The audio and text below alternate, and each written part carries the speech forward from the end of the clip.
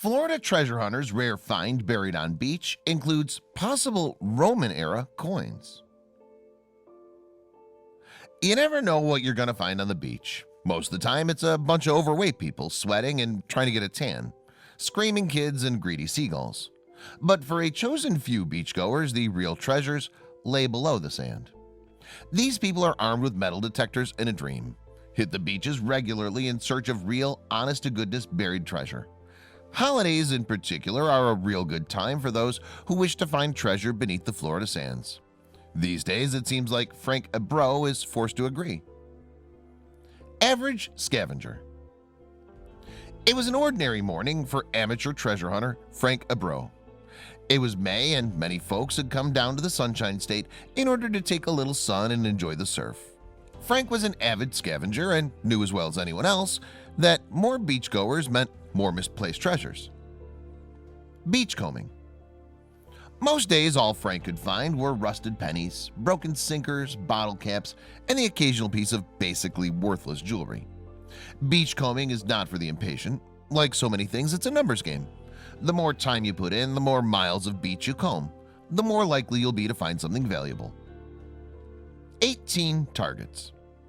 As usual, Frank donned his beachcombing gear and trusty metal detector and made the long, arduous walk across the Tampa sands. By the end of the day, Frank had found 18 targets and placed them in his pouch. Afterward, he cleaned off the sand, went about the rest of his business, and went home.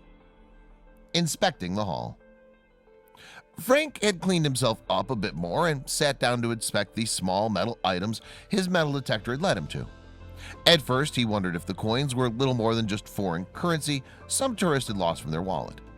As he brushed away the dirt and sand, he noticed something strange. Centuries heritage. Not all 18 items in his pouch were treasures, of course. That would be the most uncanny find indeed, but 3 of the coins therein did bear some unique markings. They were old, possibly even centuries old, and looked to be of Roman origin. Frank wondered where they'd come from. Probably fake. Frank was almost certain that the coins were fakes. Nobody in their right mind would possibly have left such rare coins on a Tampa beach if they weren't forgeries. I was just telling myself these coins, they're probably fake or somebody must have left them there, Frank explained to Fox 13. Still, he wasn't about to throw them away. Keeping it secret. Several months passed and Frank put the coins into the back of his treasure drawer. If they were fake, there was no reason to go and post anything about them to his fellow treasure hunters. The thought that they might actually be real gnawed at him, though. What if they were worth something? Discredit. Frank's only concern was that the coins would indeed be fake and that someone might try to discredit the find. If he made the claim and didn't get any evidence to back it up, some people would bring that to the media's attention. Frank decided to bring an expert in to help him discern the truth about the coins. The gold spot. Every treasure hunter, amateur or otherwise, should have someone who knows a thing or two about the appraisal. Luckily for Frank, he knew somebody who would be honest enough to tell him the truth. He called his friend, local coin collector and dealer Eric Davies, who owned the Gold Spot in Pinellas Park. Probably copies. Eric, who was understandably cynical, prefaced their discussion by telling Frank that the coins were probably copies. They're probably copies, I don't know that these are authentic, he explained. Nevertheless, he told them to bring them in so that he could take a look and maybe work something out. He never expected the truth. Very likely real. Despite his misgivings, it only took one look and Eric was sold on the authenticity of Frank's coins. I took a very close look under the microscope and indeed I'd have to say 85 to 90% authentic Roman coin, he attested. Frank was bowled over. He's never been so lucky in all his years of beachcombing. Roman currency. For most of Roman history, their currency consisted of coins made of several types of common precious metals. The most common coins were made of gold, silver, bronze, or chalcedon and copper. But changes in denomination and composition changed with the evolution of the Roman Republic in later years. Historic implications.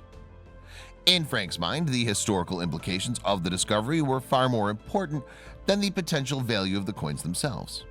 In his mind, and in the mind of many others, the presence of those coins meant that the Romans could have been in the United States centuries prior to Christopher Columbus. Pre-Columbian.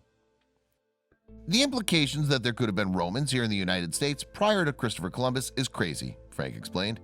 If that can be proved, or if someone can tell me how these coins got here, that's really what we need to find out. Odd as this may seem, there have been discussions about pre-Columbian transoceanic contact theories for years. Detective Frank.